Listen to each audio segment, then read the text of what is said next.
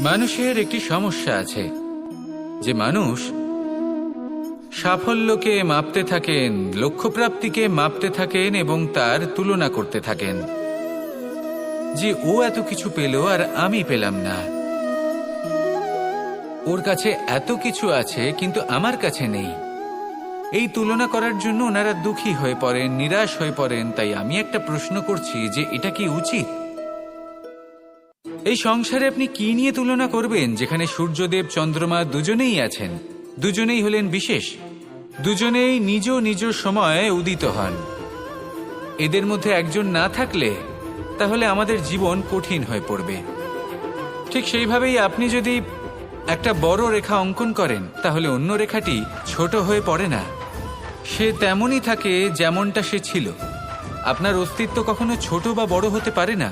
শুধু তুলনা করার জন্য আপনার এটা মনে হতে পারে। যদি আপনি যুদ্ধ করতে চান আপনার তলোয়ারের প্রয়োজন পড়বে। যদি বস্ত্র তৈরি করতে চান এত বড় তলোয়ার দিয়ে কিছুই হবে না, তখন প্রয়োজন পড়বে একটা ছোট্ট সূচের। তাই তুলনা করবেন না, না নিজেকে ছোট মনে করবেন না অন্য কাউকে। সবার সাথে সহযোগিতা করুন, আর যদি তুলনা করতেই হয় নিজের সাথে করুন যে কাল আমি কেমন ব্যক্তি ছিলাম, আজ কি তার থেকে শ্রেষ্ঠ হয়ে উঠতে পেরেছি। ভেবে দেখুন ভবিষ্যতে গিয়ে আপনি কতটা শ্রেষ্ঠ ব্যক্তি হতে পারেন। আসুন আমার সাথে ভালোবেসে বলুন রাধা রাধা। জীবনের পঞ্চমহাভূতের মধ্যে একটা তত্ত্ব হলো আকাশ। আকাশ যা কিনা নিরাকার, যার কোনো আকার নেই। আকাশ যা হলো অনন্ত। আর আমাদের সবসময় মনে হয় যে এই আকাশ আমাদের সাথে জড়িয়ে রয়েছে। কেন? এবার এই আকাশ আমাদের জন্য কি না করে।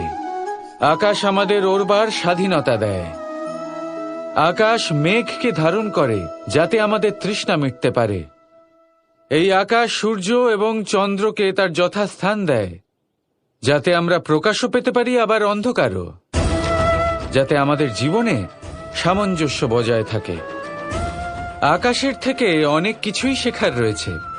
যদি আমরাও আকাশের মতো হতে পারি, আমাদের আপনজনদের সেই স্বাধীনতা দিতে পারি যাতে তারা উঠতে পারেন, যাতে তারা নিজেদের স্বপ্ন পূরণ করতে পারেন, যার ফলে তারা নিজেরাই এই জীবনকে অনুভব করতে পারেন, নিজের পায়ে দাঁড়াতে পারেন, তাহলে ভাবুন আমাদের অস্তিত্ব কতটা বড় হয়ে যাবে।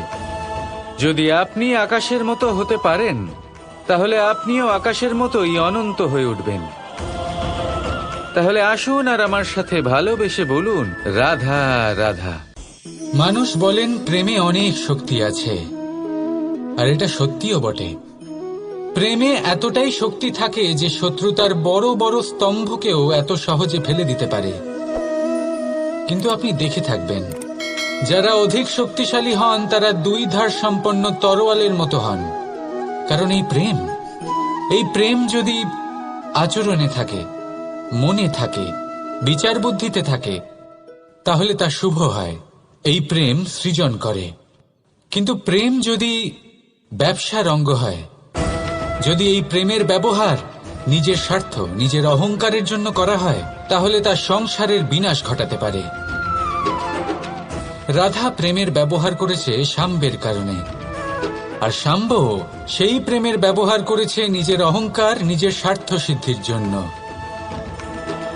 শেষ পর্যন্ত ক্ষতি সাম্বের হলো না, হলো প্রেমের। তাই মনের মধ্যে প্রেম ভাব অবশ্যই রাখুন, নিজের আচরণেও প্রেম ভাব বজায় রাখুন, কিন্তু সতর্কও থাকবেন আপনার এই প্রেম, একে নিয়ে কেউ ব্যবসা না করে ফেলেন।